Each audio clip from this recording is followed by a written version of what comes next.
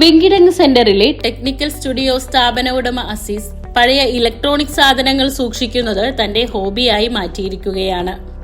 റേഡിയോയുടെ പ്രാധാന്യം കുറഞ്ഞുവരുന്ന ഈ കാലത്ത് ഈ ആക്രി സാധനങ്ങൾ ഇങ്ങനെ സൂക്ഷിച്ചിട്ട് എന്ത് കിട്ടാനാണെന്ന ചോദ്യത്തിന് അസീസ് റേഡിയോകളുടെ നോബുകൾ പതുക്കെ തിരിക്കും.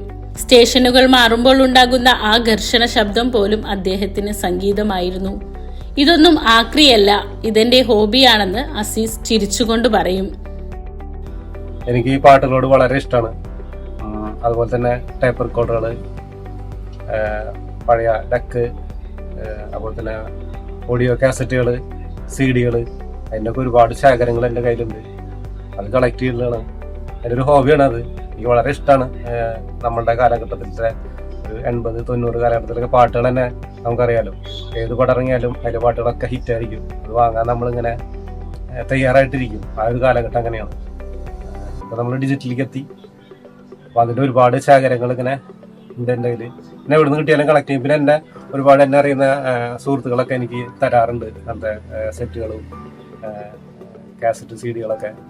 എനിക്ക് റെക്കോർഡിങ് സ്റ്റുഡിയോ ഉണ്ട്, ഇതൊക്കെ അറിയാലോ. പിന്നെ എൻ്റെ കയ്യിൽ നിന്ന് സിനിമാ മേഖലയിലുള്ള ഒരുപാട് പേര് വരാറുണ്ട്. ഇങ്ങനത്തെ സെറ്റുകളൊക്കെ വരലുണ്ട്, അങ്ങനെ കൊണ്ടുപോകാറൊക്കെ ഉണ്ട്.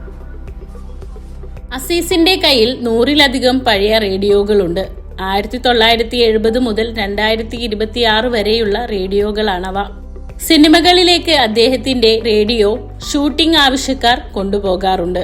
പുതിയ വീട്ടിലേക്ക് മാറുമ്പോൾ ആളുകൾ അസീസിന് പഴയ റേഡിയോയും പഴയ VCR ഡെക്ക് സെറ്റ്, ഗ്രാമഫോൺ തുടങ്ങി പഴമയുടെ ഗൃഹാതുരത്വമുള്ള ഇലക്ട്രോണിക് സാധനങ്ങൾ ഗിഫ്റ്റായി നൽകാറുണ്ടെന്നും അസീസ് പറഞ്ഞു.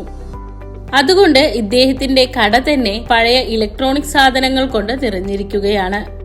ഇതിനായി പ്രാദേശികമായ ആദരവുകളും ഇദ്ദേഹത്തിന് ലഭിച്ചിട്ടുണ്ട്.